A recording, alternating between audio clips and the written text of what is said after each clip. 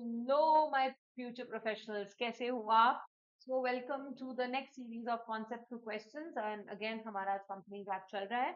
आज ये क्वेश्चन मैंने बहुत स्पेसिफिक पर्पस के लिए लिया है क्योंकि जब इस क्वेश्चन में कैलकुलेशन आता है ना तो स्टूडेंट्स को थोड़ा कंफ्यूजन हो जाता है तो इसलिए इस क्वेश्चन को लेने का यही मोटिव था. हमारा आज का क्वेश्चन यहाँ है Prashant height limited is a public company having 215 members.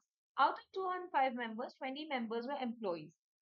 Public company में इट डजेंट मैटर एम्प्लॉय हो नहीं हो वो कोई फर्क नहीं पड़ता सभी काउंट होते हैं बिकॉज लिमिट है ही नहीं.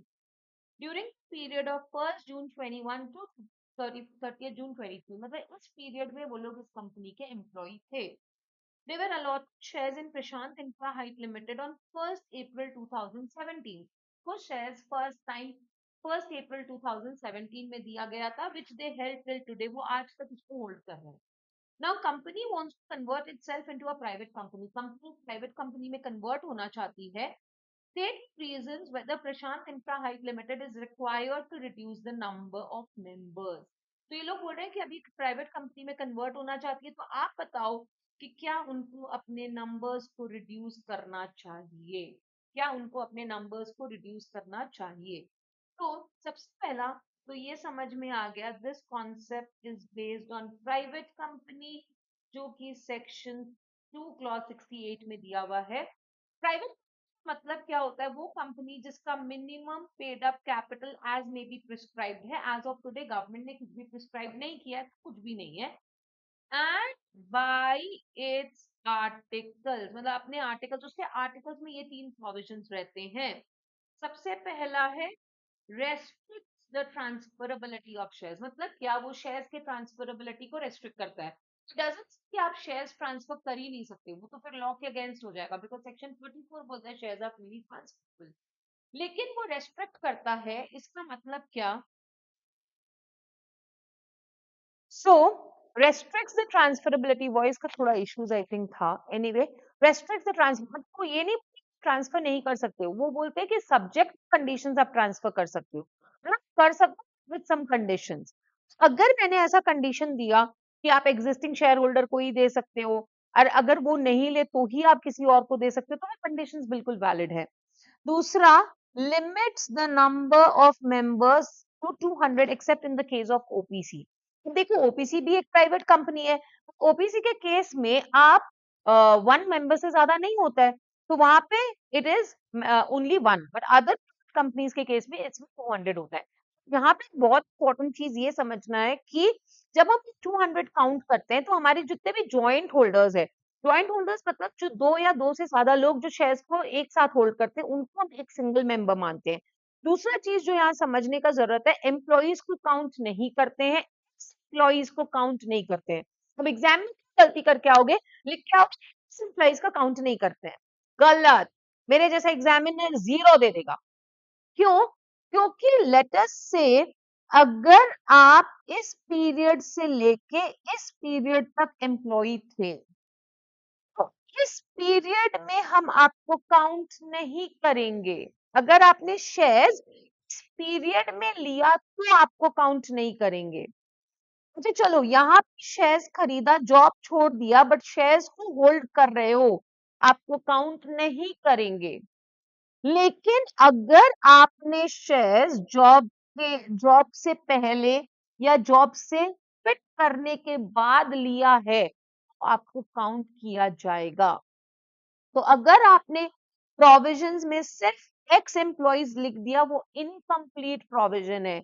X employees acquired the shares while in employment continue to hold them even after the employment ceases. जब आप ये पूरा लिखोगे तभी वो वैलिड है. समझ में आया. सो एम्प्लॉइज अगर आपने जॉब से पहले या जॉब के बाद में शेयर्स लिया तो आपको काउंट किया जाएगा. लेकिन अगर आपने इस पीरियड में शेयर्स को खरीदा है एंड उसके बाद होल्ड करना कंटिन्यू करते हो तो आपको काउंट नहीं किया जाएगा. लेट अस से आपने शेयर्स को यहाँ सेल कर दिया एंड दोबारा यहाँ खरीदा. आपने शेयर्स को यहाँ पे सेल कर दिया बट फिर से यहाँ पे खरीदा. काउंट करेंगे या कि नहीं. बिल्कुल करेंगे बिकॉज आप तो इस दिन एम्प्लॉय होना बंद हो गए. अब यहाँ हमारे एग्जाम्पल में और तीसरा पॉइंट बोलता है prohibits the issue of the shares issue of securities to the public. मतलब क्या, वो अपने शेयर्स या डिबेंचर्स पब्लिक को ऑफर नहीं कर सकते। मैम कैपिटल कैसे रेज करेंगे? अरे मैंने बोला पब्लिक को नहीं दे सकते, प्राइवेट सोर्सेज से तो दे सकते हैं ना, प्राइवेट प्लेसमेंट कर सकते हैं, पब्लिक को नहीं दे सकते। समझ में आया? तो अपने प्राइवेट सोर्सेज से वो रेज कर सकते हैं। अब हमारे इस क्वेश्चन में अगर हम देखेंगे तो हमारे वो एम्प्लॉइज कब से थे? वो हमारे एम्प्लॉइज थे 1 जून 2021 से लेके 30 जून 2023 तक। उन्होंने शेयर्स अक्वायर किया 1 अप्रैल 2017 में एंड वो आज तक इन शेयर्स को होल्ड कर रहे हैं। दैट मीन्स 31 अक्टूबर 23।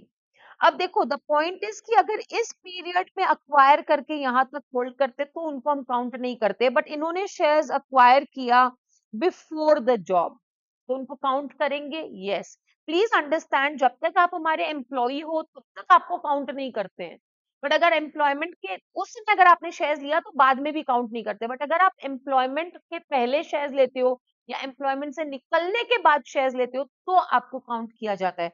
तो ये जो 20 एम्प्लॉइज है, इन्होंने शेयर्स लिया एम्प्लॉयमेंट के पहले, तो इनको काउंट किया जाएगा। यस, तो नंबर ऑफ मेंबर्स 215 है तो रिड्यूस तो करना पड़ेगा। So see, are they required to reduce the number? Yes.